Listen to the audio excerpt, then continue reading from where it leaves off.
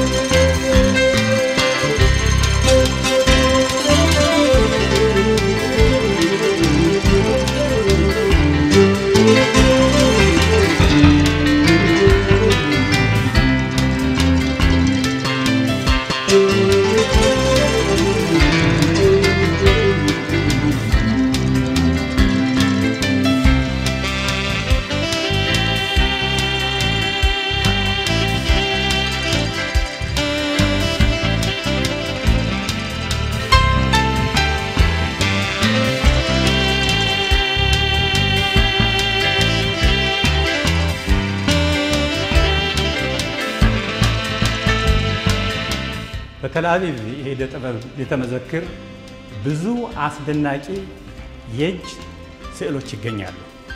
ይኸው እንደምታዩት እነዚህን የመሳሰሉ ከነሱ መካከል ለምሳሌ ይህን ብንወስድ ይህችን ሴትዮ የሳለው ፒኤር ቦናር የተባሉ ሰዓሊ ናቸው። በዚሁ ክፍል በ19ኛው መቶ ዓመት የተሳሉ ብዙ ስዕሎች አሉ። ፈረንሳዮቹ ሞሸና ሳራ ማኢር የተባሉት ብዙ የእጅ ስራ ስብስቦችን ለዚህ ቤተ መዘክር አበርክተዋል። ይህ ብቻ አይደለም። ከጀርመን፣ ከእንግሊዝ፣ ከሌሎችም ሀገራት በተለያዩ ዓለማት የተጠራቀሙትም ከዚህ ከስር ላይ ይገኛሉ። ስለዚህ የቴል አቪቭ የኢደ ጥበብ ቤተ መዘክር ብዙ የእጅ ጥበቦችን የያዘ ነው። በስዕል ብቻ ሳይሆን በድንጋይ የተቀረጹ በጣም አስደናቂ የሆኑ ስዕሎችም ከዚህ ላይ ይገኛሉ። መግቢያ ላይ እንዳልነው ይህ ቤተ መዘክር የእጅ ፈጠራ ስራዎች ቤተ መዘክር ነው።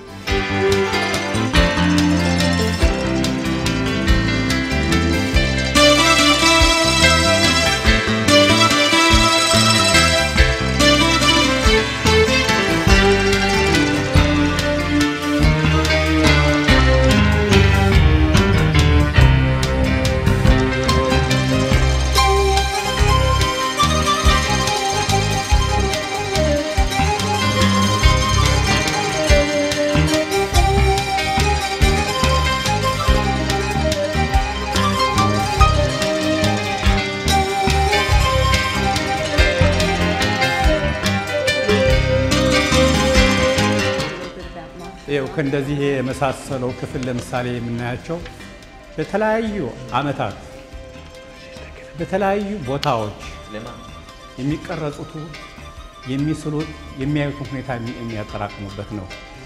ለምሳሌ ያህል እዚህ ላይ ብንመለከት የግል ስዕል ነው የምንመለከተው። እንደገና ከዚህ ላይ ብንመለከት ይመስለኛል ተማሪዎችን አሰባስበው መግለጫ እየሰጡ ይመስላል። ጠቅላላ ሁኔታ የምናየው ማለት የአበባ፣ የእንስሳ፣ እንደገና የቤተሰብ እንዲህ በማሰብ ላይ ሳለም ሰው እንደዚህ የመሳሰሉት በሙሉ በዚሁ ክፍል የሚገኙ የተለያዩ የስዕል ቅርጾች ናቸው። Visiting from the United States, Atlanta, Georgia, and I know a little bit about Marc Chagall. He was born in Russia in 1887 and died in France in 1985. And he did works from almost like a dream. And his figures were lovers. For example, this is a man and a woman, and you have the moon.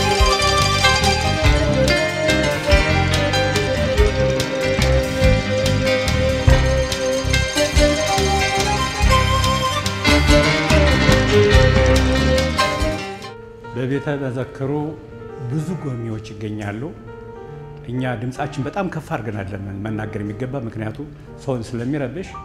ለምሳሌ የዚህን ስዕል የተመለከተን እንደሆነ በጣም የሚያስብ ሁኔታ ስዕሎቹ ቀደም ብለን እንደጠቀስነው በተለያዩ ዓመታት በተለያዩ ቦታዎች አትክልት ቦታ ሆነ ለብቻም ሆነ ብዙ የተሳሉ ናቸው።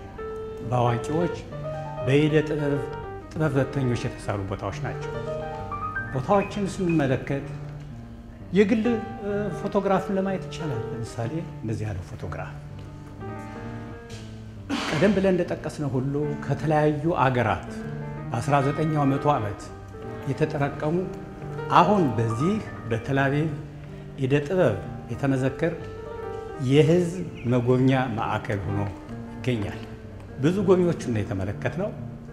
ስለዚህ በእውነቱ ቦታው በጣም ደስ የሚል ቦታ ስለሆነ በስዕልም የተሞላ ስለሆነ ቀኑን በሙሉ የተዘዋወሩ የመጎብኘት ሁኔታ አእምሮን የሚያረካና ደስ የሚያሰኝ ሁኔታ ነው።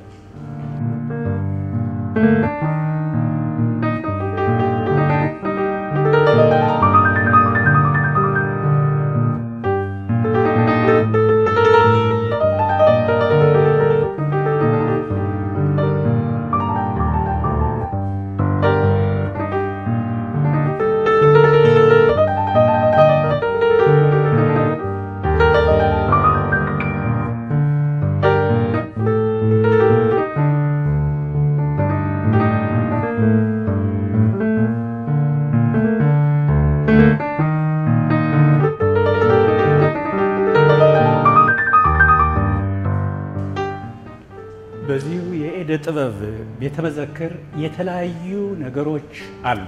በተለያዩ ዘመናት የተሰሩ በተለይ ስራዎች ሁሉ የተሳፋ የመጡት በ120ኛው ዓመተ ምህረት ጀምሮ ነው። ሰዓሊዎች ብዙ ብርቅ ነገር አይፈልጉም። ቆሻሻ አግኝተው አንድ ነገር በማገጣጠም ይሰራሉ። ለምሳሌ ከቆርቆሮ የሆኑትን ነገሮች ገጣጥመው የሆነ ስዕልና ትርጉም ያለው ነገር ያቀርባሉ። የሆነ ኩብዮችን ይወስዱና ለምሳሌ ከዚህ እንደምንመለከተው እነሱ በማገጣጠም አስደናቂ ስዕል ሆነው በጎብኚዎች እንዲታዩ ያደርጋሉ። ይህን የመሳሰለው ሁሉ በዓለም ዙሪያ በተለይ በአውሮፓ ያው በ120ኛው ዓመት ጀምሮ በዓለም ተስፋፍቶ አሁንም በሀገራችን በእስራኤል በቴል አቪቭ ዕደ ጥበብ መዘክር ይህ ሁኔታ በይፋ እየታየ ነው የሚገኘው።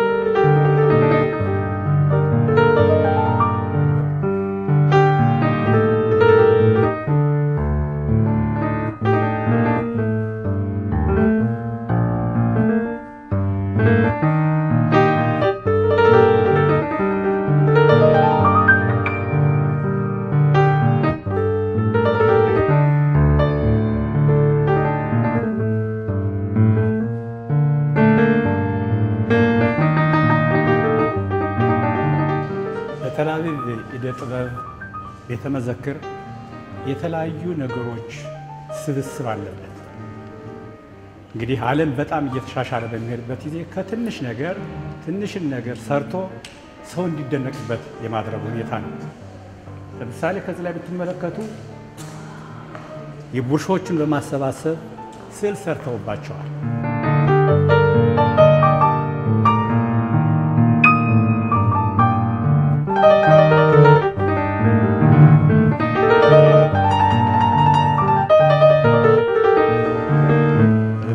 በምንመለከትበት ጊዜ እንጨትን ጠርበን ለምን እንደምንጠቀምበት የሚያስፈልጉ መሳሪያዎች በሙሉ አለ።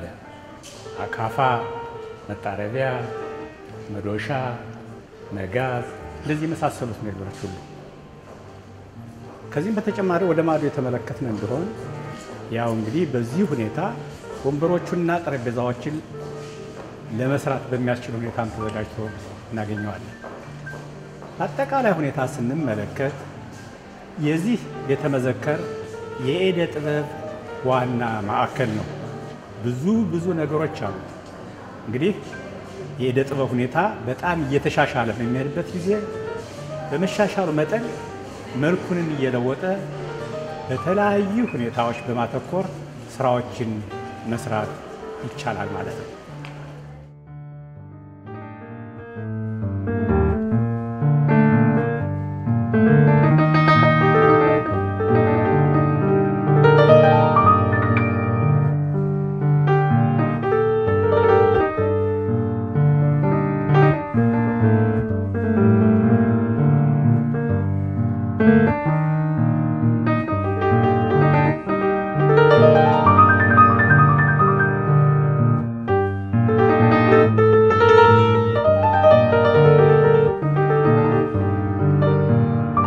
የምንገኝበት ክፍል ደግሞ የእስራኤልንና የእስራኤላውያንን የኑሮ ሁኔታ የሚያንጸባርቅ ነው። ቀደም ብለን የተመለከትነው ከተለያዩ ቅርጾች ከድንጋይ ከብረት የተሰሩ የእጅ ጥበቦችን አይተናል። ይህ ግን በፎቶግራፍ የተንጸባረቀ የስዕል ክፍል ነው። እስራኤል ምድር እንዴት እንደተገነባች ሁላችን እናውቃለን። በመላው ዓለም የተበታተነው ይሁዲ በሙሉ ወደዛ ሀገሩ ወደ እናት ሀገሩ መጥቶ ሲቀመጥ የራሱን ኑሮም ለማስተካከል ሞክሯል። የቤተሰቡ ውህደት አለበት።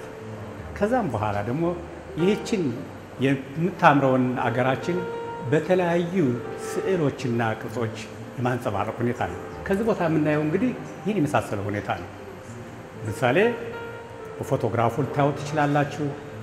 የቤተሰቡ ውህደት ሰዎች እንዴት ኑሯቸውን በእስራኤል እንደመሰረቱ የራሳቸውን ኑሮ ለማስተካከል ቤተሰብን ለመገንባት ያደረጉት በእስራኤል ምድር ያደረጉትን ጥረት ሁሉ ከዚሁ ከእስራኤላውያን የኪነ ጥበብ ወይም የዕደ ጥበብ ስራ ለማየት ይቻላል።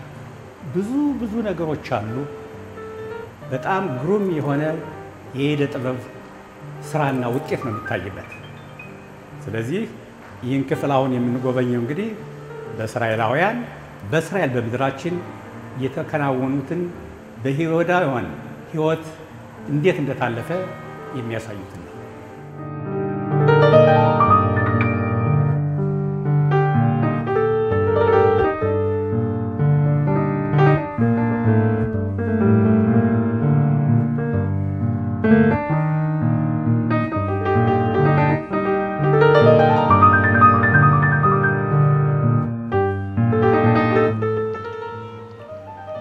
ቤተ መዘክሩ የተለያዩ ሁኔታዎችን ያመለክታል።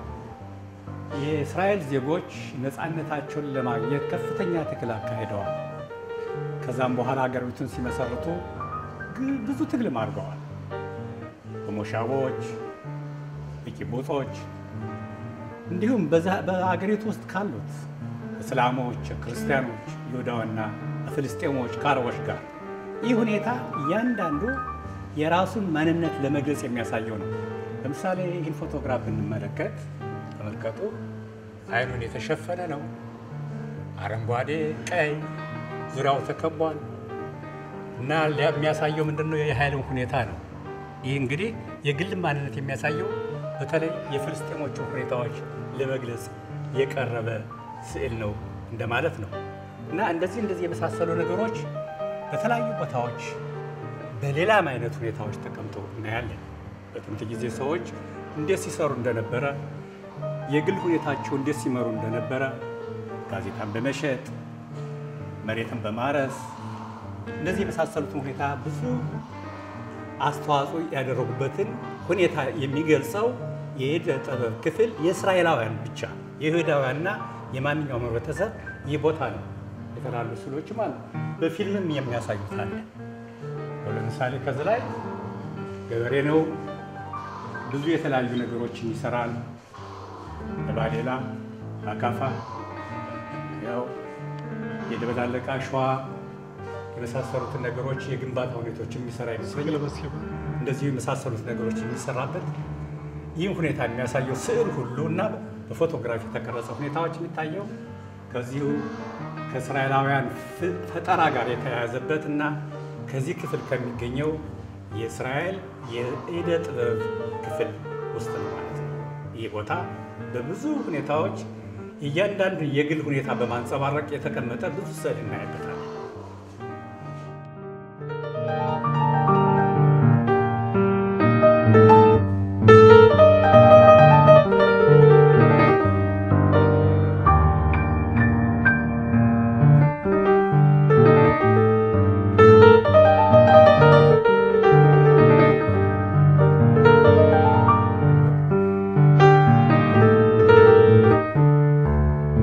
ይህ ክፍል ደግሞ የሚያሳየው በዘመናችን ሁኔታ ያሉትን የሰው ተፈጥሮ ስራዎችን ነው።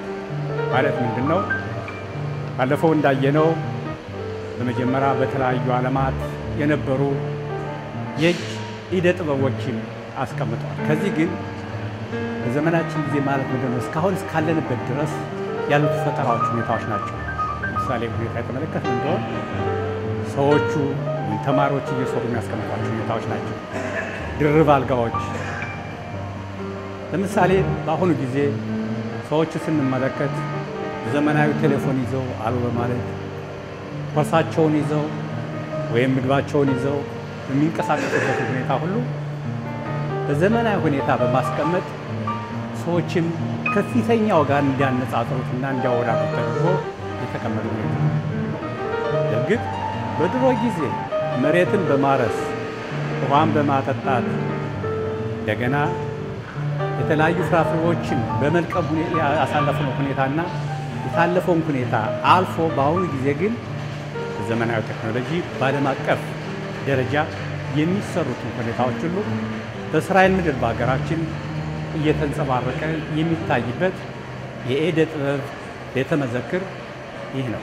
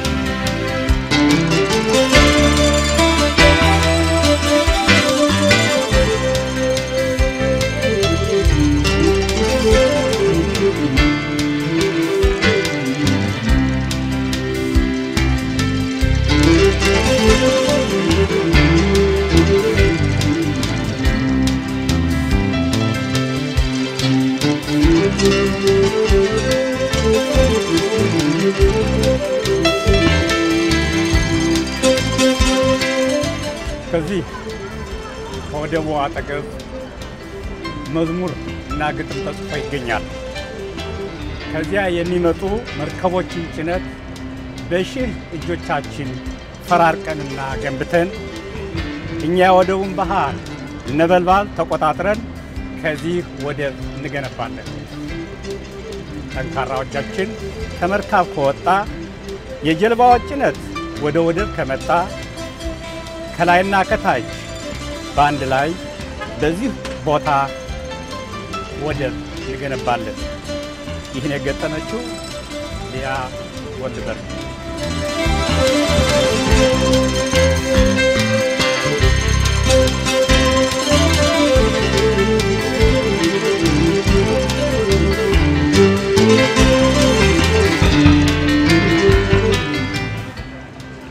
የተላቪቭ ከተማ የዕደ ጥበብ ቤተ መዘክርን ጉብኝት አጠቃለን አሁን የምንገኘው በሰሜን ምዕራብ በኩል የጥንት ወደብ የነበረችው ተላቪቭ ውስጥ ነው። ይህች ወደብ የመጀመሪያው የዕብራውያን ወደብ ነበረች። የተላቪቭ ወደብ ብዙ አገልግሎት አበርክታለች። ወደቧ አገልግሎት መስጠት የጀመረችው የያፎ ወደብ በ936 ዓመተ ምህረት አገልግሎት ሲያቋርጥና አረቦች ብጥብጥና ሁከት በጀመሩበት ጊዜ በዚሁ ቦታ ይሁን እንደምታዩት አሁን ብዙ መርከቦች የለበትም፣ ግን በ938 ዓመተ ምህረት የዕብራውያን ወደብ ሆና አገልግላለች። በዚህ ወደብ የመጨረሻዋ መርከብ አዲስ ገቦችን ጭና የመጣችው በ965 ዓመተ ምህረት ሲሆን በዚሁ ዓመተ ምህረትም በአሽዶድ ከተማ ሌላ አዲስ ወደብ መከፈቱ ይታወቃል። ይህ ወደብ ብዙ አገልግሎት አበርክቷል። ብዙ ይሁዳውያን በመርከቦች እየተጓዙ ሲመጡ የነበሩት በዚሁ በምናየው የጥንት የዕብራውያን ወደብ ነው። በ973 ዓመተ ምህረት አስተሬዮ ጦርነት ጊዜም ይህ ወደብ ለጦር ሰራዊታችን ግዳጁን እንዲወጣ አድርጓል። በአሁኑ ጊዜ ብዙ መርከቦች አናይበትም። ነገር ግን አካባቢ የምናየው ብዙ የመዝናኛ ቦታ ሆኖ ነው የምናገኘው። ብዙ ምግብ ቤቶች፣ መጠጥ ቤቶች፣ መዝናኛዎች፣ ሱቆች ሁሉ ተከፍተው ሰዎች ይዝናኑበታል። እንግዲህ የተላቪቭ ወደብ ለሕዝብ ብዙ አገልግሎት እንደሰጠችው ሁሉ በአሁኑ ጊዜ ግን ያው ህብረተሰቡን በጥሩ ሁኔታ እንዲገለገልበት በማድረግ ላይ ነው የሚገኘው። ብዙ ስፖርተኞችም በዚሁ አካባቢ ይህን የባህሩን ነፋስ እየተቀበሉ ስፖርት የሚሰሩበት በዚሁ አካባቢ ነው። በእውነቱ በአሁኑ ጊዜ ጀልባዎች፣ መርከቦች ባይታዩም በወቅቱ አገልግሎትን አበርክቷል። እንግዲህ በሰሜን ምዕራብ በኩል የነበረችው የቀድሞዋ የተላቪቭ ወደብ ይህን ትመስላለች። በዚህም አጋጣሚ እንግዲህ በዛሬው ቀን በተላቪቭ ዙሪያ በተላቪቭ ዕደ ጥበብ ቤተ መዘክር ያደረግነውን ጉብኝትና በዚህ በወደቡም የምናደርገውን ጉብኝት በዚሁ እናጠቃልላለን። በሌላ ዝግጅት እስክንገናኝ ድረስ ሰላም።